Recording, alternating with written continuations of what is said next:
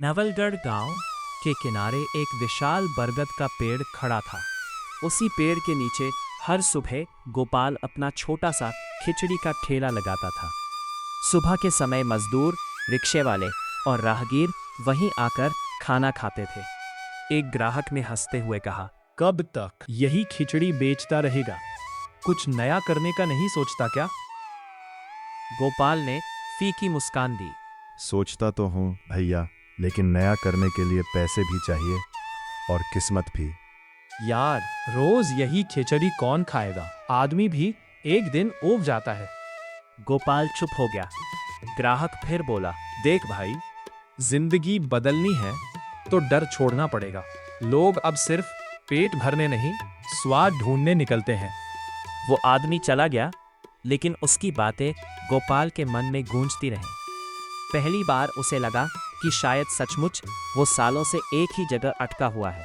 उसी वक्त एक औरत अपने छोटे बेटे के साथ ठेले पर आई। माँ, आज खिचड़ी नहीं खानी। तो क्या खाएगा? मुझे चिकन पुलाव खाना है। स्कूल में दोस्त लाया था, बहुत मजेदार था। औरत कुछ पल चुप रही। उसकी आंखों में गरीबी साफ दिख रही थी। बेटा, वो बहुत महंगा होता है। चल, घर चलकर रोटी खा लेंगे। बच्चा उदास होकर माँ के साथ आगे बढ़ गया। गोपाल उन्हें जाते हुए देखता रहा। उसी पल उसके मन में एक नई सोच ने जन्म लिया। अगर मैं पुलाव बनाऊं तो क्या लोग खाएंगे? उस रात गोपाल को नींद नहीं आई। मिट्टी के छोटे से घर में उसकी पत्नी कमला चूल्हे पर रोटी सेंक रही थी। गोपाल चुपचाप बैठा हुआ था। क्या बात है? कमला ने पूछा। कमला, अगर मैं खिचड़ी छोड़कर चिकन पुलाव बेचूं तो? इतना बड़ा फैसला अचानक? अगर ऐसे ही चलता रहा ना तो जिंदगी भी ऐसे ही गुजर जाएगी। लेकिन बनाना आता है तुम्हें? नहीं, लेकिन शब्बीर भाई जानते हैं, शहर के होटल में काम करते हैं, उनसे सीख लूंगा। और अगर नुकसान हो गया तो? चिकन सस्ता नहीं आता गोपाल। गोपाल ने गहरी सांस ली। डर तो मुझे भी लग रहा है, लेकिन कोशिश नहीं करूंगा तो शायद जिंदगी भर पछताऊंगा। कमला कुछ देर चुप रही। अगर तुमने ठान लिया है तो मैं तुम्हारे साथ हूँ। उस रात गोपाल देर तक जागता रहा। उसकी आंखों में पहली बार कोई सपना था। अगली सुबह वह सीधे शब्बीर के घर पहुंचा। अरे गोपाल, सुबह सुबह। शब्बीर भाई, मुझे चिकन पुलाव बनाना सीखना है। शब्बीर हंस पड़ा। बस इतनी सी बात? मुझे लगा कोई बड़ी परेशानी होगी। फिर उसने बड़े प्यार से समझाना शुरू किया।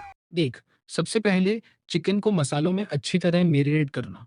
दही, अदरक, लहसुन, लाल मिर्च, गरम मसाला, सब सही मात्रा में। गोपाल ध्यान से हर बात सुन रहा था। और चावल, उसे आधा पकाना। फिर असली खेल शुरू होता है दम का। धीमी आंच, पूरा सब्र। अगर ये सीख गया ना भाई, तो जिंदगी बदल जाएगी। शब्बीर मुस्कुराया। जिंदगी बदलने की ताकत तेरे अंदर पहले से है, मैं तो बस रास्ता दिखा रहा हूँ। घर लौटते वक्त गोपाल के कदम हल्के थे, लेकिन दिल में बड़ा सपना था। अगले दिन सुबह सुबह घर में तैयारियां शुरू हो गई। कमला मसाले पीस रही थी। गोपाल चिकन धो रहा था। जब चिकन बैग में पकने लगा तो गोपाल का दिल तेजी से धड़कने लगा। कमला, अगर ये चल गया ना तो सब बदल जाएगा। कमला मुस्कुराई। मेहनत कभी खाली नहीं जाती। कुछ देर बाद आधे पके चावल चिकन के ऊपर डाले गए। बैग का ढक्कन बंद हुआ और दम लग गया। गोपाल बार बार घड़ी देख रहा था। इतनी घबराहट क्यों हो रही है? लगता है जैसे मेरी किस्मत इस देग में पक रही है। कुछ देर बाद जब ढक्कन खुला तो भाप के साथ ऐसी खुशबू निकली कि दोनों कुछ पल चुप रह गए। कमला, लगता है बन गया। लगता नहीं, सच में कमाल बन गया है। उस सुबह गोपाल ने सिर्फ पुलाव नहीं बनाया था, उसने अपना सपना पकाया था। गांव के चौराहे पर आज वही पुराना ठेला लगा था, लेकिन खुशबू नहीं थी। लोग रुकने लगे। अरे, आज क्या बना है? Special chicken pulao. गोपाल ने हिम्मत जुटाकर कहा। उसी वक्त वही औरत अपने बेटे के साथ वहां आई। माँ, वही खुशबू। गोपाल ने मुस्कुराकर कहा। पहली प्लेट मेरी तरफ से, अगर पसंद ना आए तो पैसे मत देना। औरत झिझकते हुए बैठ गई। जैसे ही बच्चे ने पहला निवाला खाया, उसकी आंखें चमक उठी। भाई, एक प्लेट इधर भी।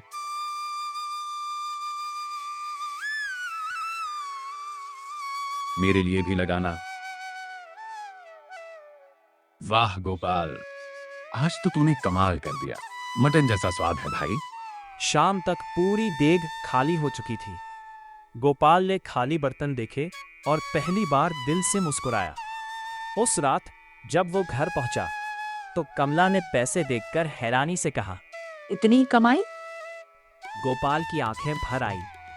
लगता है ऊपर वाले ने आखिर हमारी सुन ली। अगली सुबह जब गोपाल ठेला लेकर चौराहे पर पहुंचा तो वो हैरान रह गया। पहले से लाइन लगी हुई थी। भैया जल्दी देना, कल वाला पुलाव चाहिए। भीड़ में से एक आवाज आई।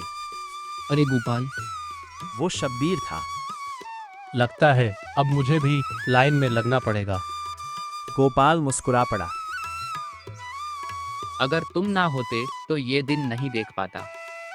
मैंने सिर्फ मसाले बताए थे दोस्त, दम तो तूने खुद लगाया है।